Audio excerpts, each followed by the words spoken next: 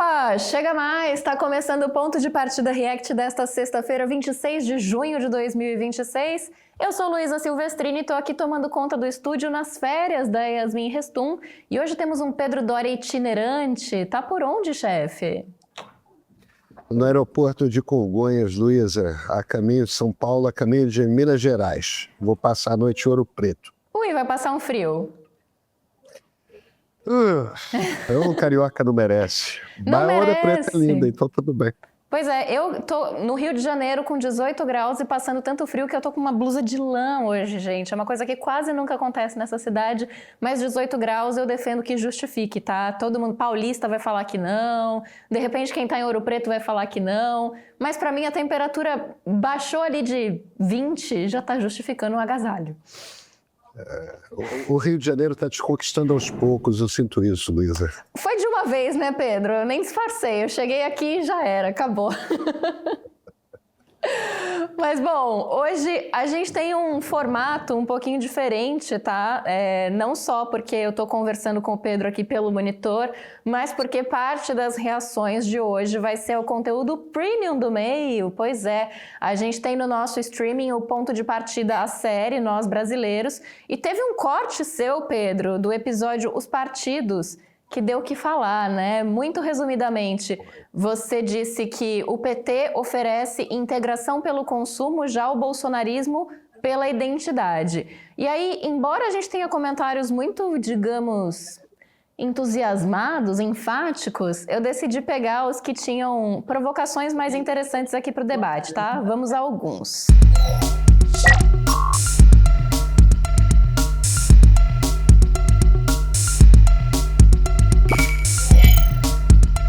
Bom, então vamos a alguns deles, tá? Eu vou ler os três de uma vez, porque eles falam mais ou menos ali do mesmo tema, e aí dá pra gente responder os três ao mesmo tempo. O Cleiton Renzo diz: consumo, com todo respeito ao Pedro, a quem admiro muito, mas creio que o correto seria dizer distribuição de renda. E aí, parceiro, não tem comparação com o bolsonarismo em absolutamente nada. A Alessandra também vai nessa mesma linha, né? 10 anos de consumo mudam sim uma geração. Consumir comida, consumir geladeira, consumir televisão, criar filhos saudáveis e fortes, que foram para a universidade. Foi assim que toda a minha família mudou em 10 anos. E o do Catabasco diz: a crítica é válida, mas é incompleta. O PT não tem como centralidade o acesso ao consumo. O Bolsa Família exige que os filhos estejam matriculados na escola, projeto de longo prazo. Acesso à moradia via Minha Casa Minha Vida, dignidade. Acesso à alimentação, direito universal. Poderia pontuar muitas outras coisas, mas se tem um erro no acesso ao consumo, na minha visão, é não ter em paralelo educado o povo em ter consciência da sua posição na sociedade.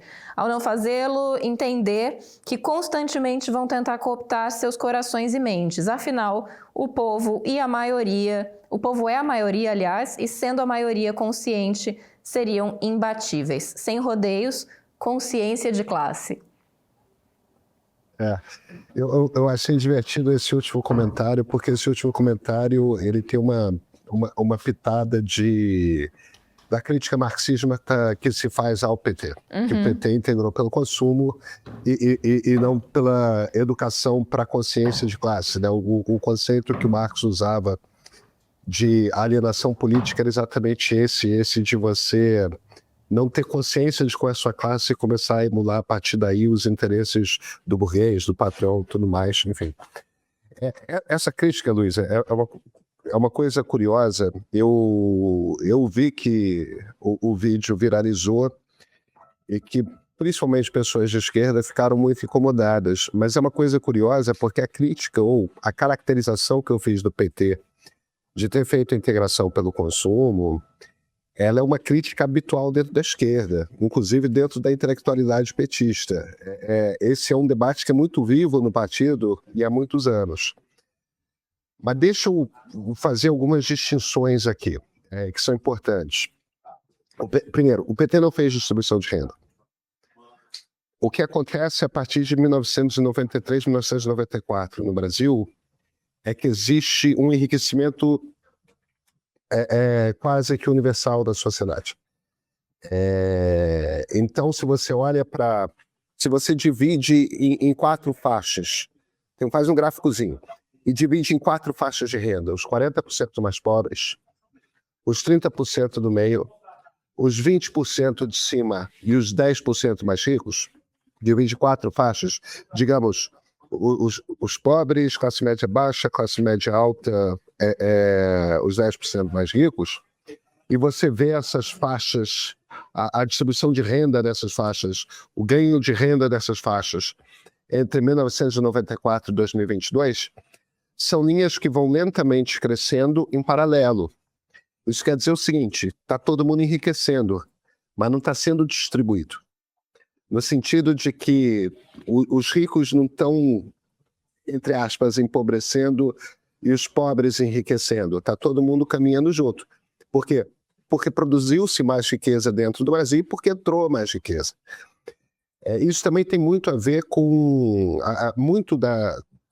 do fato de que a classe média baixa hoje tem acesso a produtos de consumo, a geladeira, a televisão de tela plana, essas coisas todas. Isso tem muito a ver também com o fato de que a moeda se estabilizou, o real, e você começou a poder comprar produtos importados com mais facilidade do que se conseguia nos anos 90. E, ao mesmo tempo, a ida da manufatura para a Ásia, da fabricação dessas coisas todas, dos celulares, as televisões e tudo mais, para a China e países adjacentes, fez com que o preço dessas coisas também ficasse muito mais baixo. Então, repentinamente, pessoas que não tinham acesso a esse tipo de produto passou a ter, porque o preço está maior, está mais baixo, e as pessoas estão mais ricas. Esse ricas, evidentemente, entre aspas, a renda teve um aumento sem que ela tenha sido internamente distribuída. O problema, e eu acho que alguns dos comentaristas meio que perceberam isso, nos tocaram. O problema é o seguinte, a educação que os mais pobres receberam vai hoje até a universidade? Vai. Não é a mesma educação que a classe média alta tem. Não é.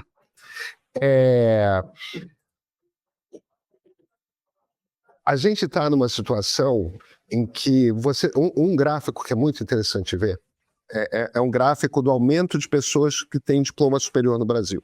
Você pega 1990, pega 2022, 2023. É uma reta que vai crescendo assim. Aí você pega o salário que uma pessoa com diploma superior recebe, em média. Ou seja, a quantidade de remuneração que você tende a ganhar por ter um diploma de segundo grau, por ter um diploma de superior. Nos anos 90, essa reta, essa curva, é mais ou menos assim. Aí quando chega nos anos 2000, começa a cair. Ou seja, as pessoas têm diploma superior, mas o salário não é aquele salário que elas tinham a expectativa de receber.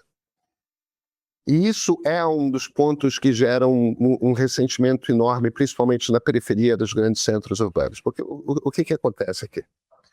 O sujeito conseguiu tirar um diploma e aí ele pensa consigo mesmo, pô, agora eu vou ser doutor, né? Agora eu vou ser classe média alta, agora eu vou me mudar para o Morumbi, eu vou me mudar para a Zona Oeste de São Paulo, eu vou morar em Vila Madalena, eu vou... Não acontece.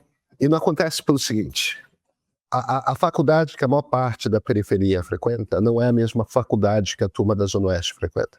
Enquanto a turma da Zona Oeste está indo para a USP, está indo para a PUC, está indo para a GV, a turma da periferia está indo para faculdades que têm 10 anos, 15 anos de idade, são recém-fundadas, oferecem um padrão de qualidade de ensino incrivelmente menor.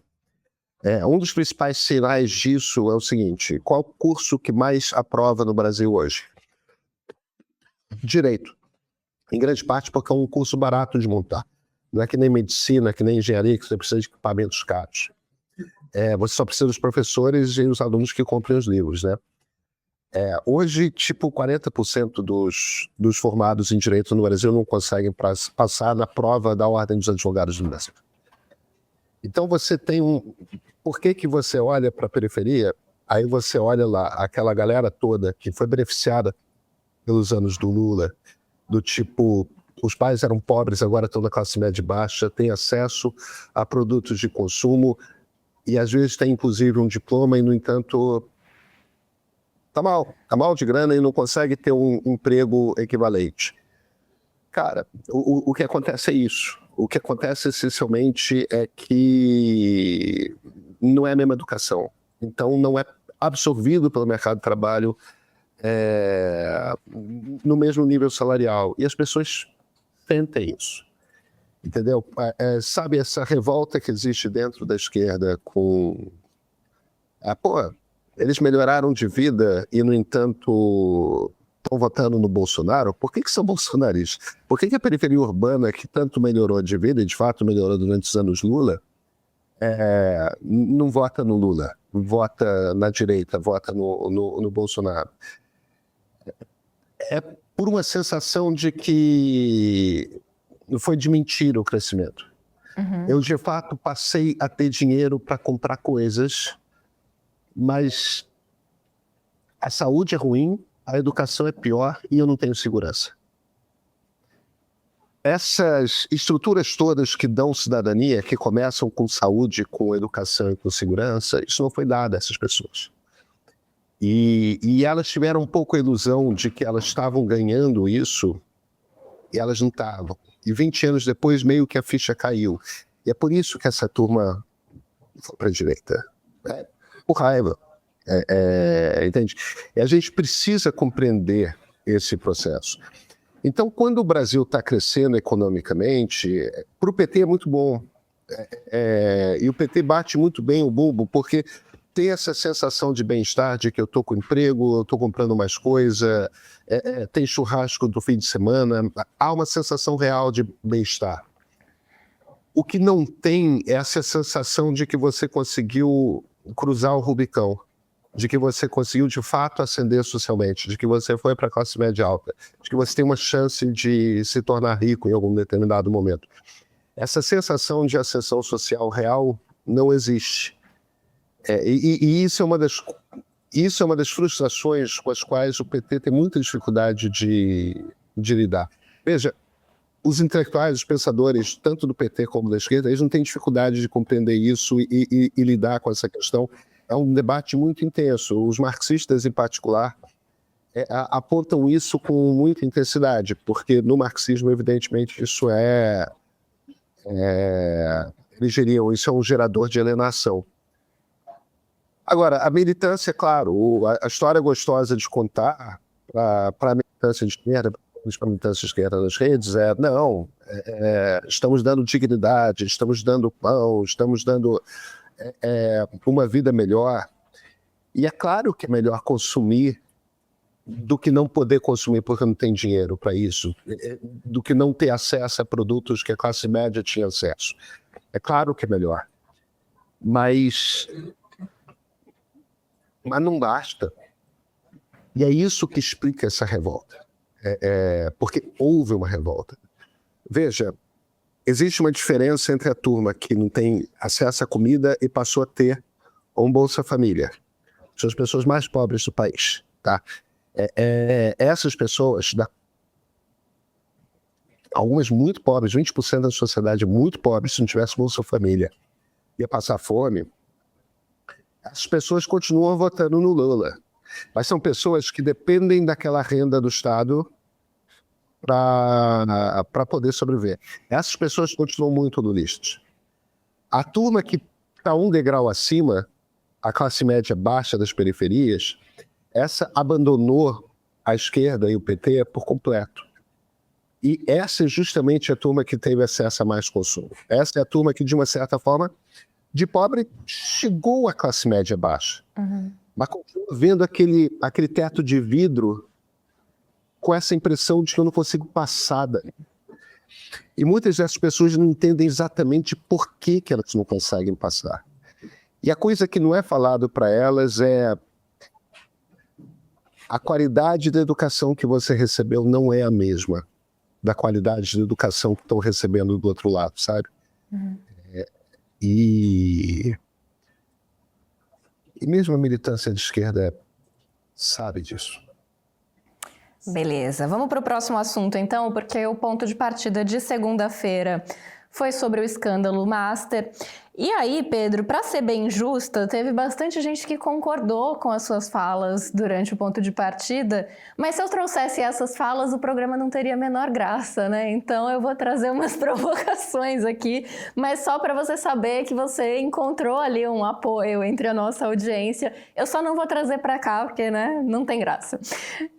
O João Lessei diz o seguinte: Pedro Doria estabelece uma falsa equivalência entre Flávio Bolsonaro e Jacques Wagner, sendo que as situações são muito distintas. Flávio é candidato a presidente, Wagner não é. Além disso, as ligações entre Flávio e Vorcaro são muito mais graves do que as de Wagner com o Banco Master, já que os contatos desse último são com Augusto Lima e não com Vorcaro, como no caso do Flávio, prometendo fidelidade eterna ao irmãozão. Colocar Flávio e Wagner no mesmo nível é como comparar um assaltante de banco a um ladrão de bicicleta.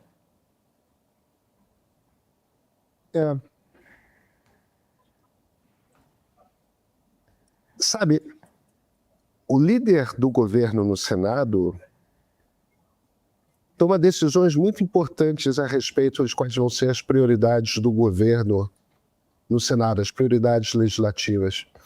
Daniel Vorcaro tinha uma quantidade muito grande de interesses, tá? Dentro do Senado Federal.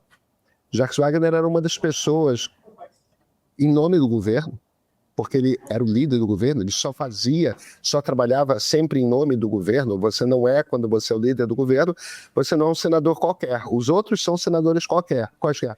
Você fala em nome do governo. O Wagner recebeu muito menos dinheiro do que o Flávio. Sim, o Flávio recebeu 60 milhões de reais. O Wagner, coitado, só recebeu algo entre 2 e 3 milhões de reais, talvez 4. Então é muito grave, muito menos grave, né? Foi muito menos dinheiro. Quer satisfazer com isso? Tá bom. Luiz, eu não tenho o que falar. Porque você está tentando comparar. Ah, mas um é candidato a presidente e o outro é só líder do governo. Tá? O problema é a corrupção do sistema. O Vorcaro pagava mais para quem tinha condições de dar mais, menos para quem não tinha condições de dar menos. É um negócio. Se você quer tratar como pequeno o dano da compra do líder de um governo no Senado, tá bom. Bom, vamos para o próximo comentário, então, que vai um pouco nessa linha, que é do Morgaus, isso. Ele diz, não estou defendendo a esquerda. Para mim, se é corrupto, tem que pagar, independente se é de esquerda, direita, juiz, deputado, presidente, senador. A pergunta que fica é por que a PF só bateu na porta do Jacques Wagner e não bateu na porta do Flávio Ibanez, Cláudio Castro, Hugo Mota, o Flávio aqui ele chama de rachadinha, só para... Alcolumbre e demais nomes envolvidos. E ainda devia bater na porta do judiciário também. Eu também acho tudo isso. A PF tá... Gente, isso é uma investigação policial. Você abre várias frentes. Quando você tem provas o suficiente a respeito de uma determinada pessoa, você vai lá e ataca. Eu acho muito engraçado. E quem que essas pessoas acham que vazou para o Intercept o áudio do Flávio Bolsonaro? A PF. Que possivelmente ainda não tem provas o suficiente para fazer uma batida, está fazendo uma investigação, que aparentemente é uma investigação muito mais complexa, e como o dinheiro foi para os Estados Unidos, tem que certamente envolver a colaboração do FBI e tudo mais. Quer dizer, eu não sei, como a maior parte de nós não temos como saber, como é que está a investigação da Polícia Federal. Mas ela está acontecendo, e toda semana tem batidas. Algumas vezes são pessoas conhecidas. Entendeu? Outras vezes não são. Foi com o líder no governo no Senado. Ainda não foi com o Rui Costa. Vai ser com o Rui Costa em algum momento. Vai ser com o Ibanez em algum momento. Cláudio Castro, as pessoas estão tratando como se o Cláudio Castro estivesse sendo poupado. Gente, a quantidade de vazamento que já teve em relação ao Cláudio Castro, ele já teve de desistir da candidatura dele a senador aqui no Rio. Ele está sendo esperando para ser preso. Eu não parto do princípio de que a PF está privilegiando um lado em detrimento do outro. A minha impressão é de que a PF está simplesmente trabalhando e cada investigação tem o seu tempo. É da natureza do jogo. E aí tem um assunto que já trouxemos aqui durante o Central Meio. Aliás, gente, sabe o Central Meio? Segunda a sexta, 12h15, vem aqui assistir a gente também. Neir Pascotto diz o seguinte: Pedro, faltou dizer que nos governos petistas a Polícia Federal foi fortalecida e teve autonomia para ir atrás dos criminosos. Já no desgoverno do Lelé da Solda, foi usada para proteger filhos e amigos, isso segundo palavras do próprio. E aí o João Guilherme Viana responde em seguida. E que o FHC também comprou votos. E aí o Neir responde de novo. Exatamente, para aprovar o nefasto Instituto da Reeleição, este verdadeiro câncer do sistema eleitoral brasileiro. E a Petrobras no governo Lula desviou 42 bilhões de reais. E o Lula comprou não só votos numa eleição, mas durante vários meses nas duas casas legislativas, através do mensalão. Luísa, do que a gente está falando aqui? A gente está falando de uma disputa, quem faz mais, quem faz menos? Tipo, quem é pior, quem é melhor? Todo mundo é corrupto no final do jogo. A gente tem um processo que é de corrupção do Estado brasileiro. A gente precisa atacar isso. E não admitir a corrupção do próprio lado é essencialmente o mecanismo que leva tantas pessoas a começarem a olhar e falar: o problema é da política. Todo mundo é corrupto. Então vamos botar um ditador que resolve. A única maneira da gente começar a resolver o problema evitando atalhos autoritários, a gente admitir que o problema existe. O problema pertence ao Estado brasileiro, não à direita, não à esquerda. Se alguém está com a ilusão de que não tem corrupção na esquerda, ou se alguém está na ilusão de que não existe corrupção na direita, Bom, vamos então para o nosso terceiro assunto, ponto de partida da quarta-feira, o atalho que quebrou o Brasil.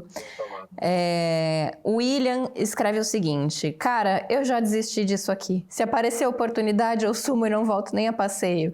Eu não suporto mais ouvir conversa de petista esquerda e pior ainda de bolsonarista e conservador. Eu não suporto eleição, eu não suporto STF, nem anular o voto eu vou, e desde 2018.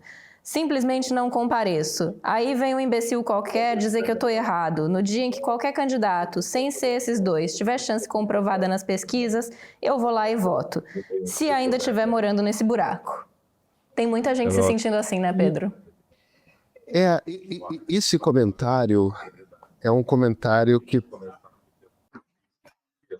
reflete o sentimento de uma quantidade imensa de brasileiros. Pelo menos 40% dos brasileiros estão nessa situação de eu desistir. E o problema é o seguinte, Lu, é justamente o fato de que esses 40% de brasileiros desistiram que a gente está trancado, uma polarização que, na verdade, consome emocionalmente 30% dos brasileiros. Quer dizer, a gente está trancado no debate das pessoas que estão emocionalmente envolvidas e felizes com as opções que têm. Porque a maior parte que não está feliz abandonou o jogo. Não abandone e volte. Agora tem o Luiz Diogo Sanches, ele não abandonou, mas ele está um pouco sem esperança. Pergunta sincera: como chegar a isso que você sugere? É viável um presidente fazer isso com as chantagens que recebe do Congresso o tempo todo? E a responsabilidade política do parlamento pelos gastos que gera? Não conta em nada? E quanto à nossa velha elite agrária, ao capital rentista, o que fazer? Entendo suas críticas, mas qual é o caminho prático para nos tirar disso tudo? Agora se vira aí, né, Pedro Doria? Qual é a solução? Cara, a gente tem um afastamento da sociedade no processo democrático. E é quando você não tem uma sociedade engajada que as regras são mais fáceis de serem quebradas com impunidade. E qual é a solução? A solução começa com faça de política parte da sua vida. O que eu quero dizer com faça de política parte da sua vida não quer dizer candidate-se, embora você possa se candidatar. Não quer dizer se filie a um partido, embora você possa se filiar a um partido. Quer dizer, se informe e converse. Monta um grupo para conversar sobre política, sei lá, uma vez a cada 2 semanas.